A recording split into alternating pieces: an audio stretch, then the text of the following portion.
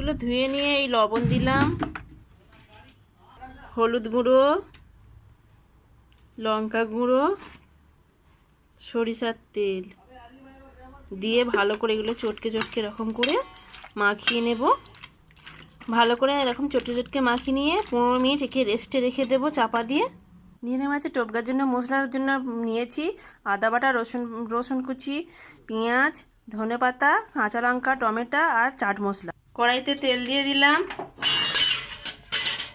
রসুন, কাঁচা লঙ্কা দিয়ে রসুন লাল লাল হয়ে যাবে তখন সব মশলাগুলো দেবো। ধনেপাতাটা বাদে সব কটা দিয়ে একসাথে কষিয়ে নেব। আবারও আমি লবণ, হলুদ গুঁড়ো,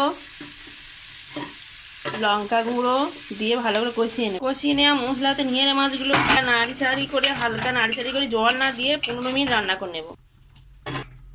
কেমন হয়েছে কমেন্ট করে